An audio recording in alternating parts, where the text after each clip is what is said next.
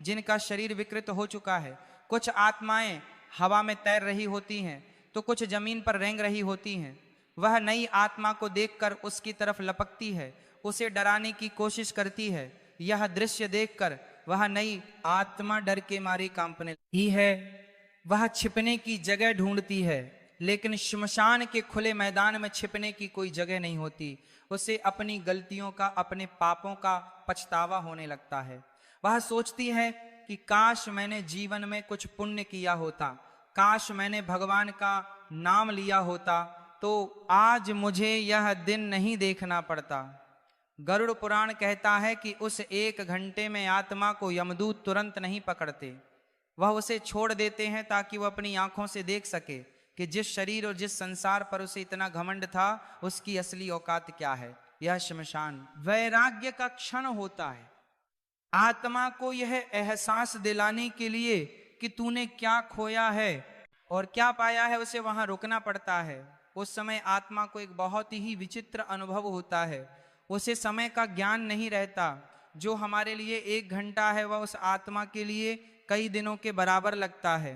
उस अकेलेपन में, उस सन्नाटे में उसे अपने जीवन की रील दिखाई देने लगती है। गरुड़ पुराण इसे जीवन समीक्षा या लाइफ रिव्यू कहता है।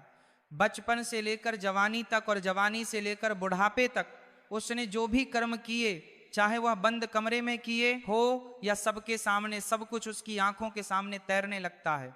उसने किस किस का दिल दुखाया, किस किस का हक मारा, किस किस को धोखा दिया, वह सब उसे याद आने लगता है। और सबसे बड़ी बात, उसे यह भी दिखाई देता है कि उसके उन कर्मों का दूसरों पर क्या असर पड़ा।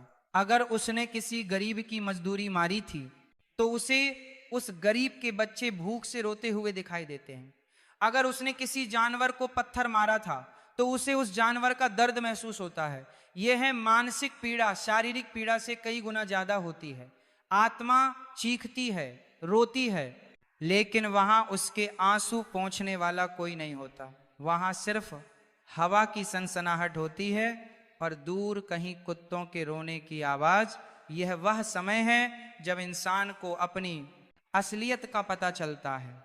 उसे समझ आता है कि जिन पद, प्रतिष्ठा और पैसों का उसे इतना घमंड था, वो सब तो शमशान के गेट के बाहर ही छूट गए।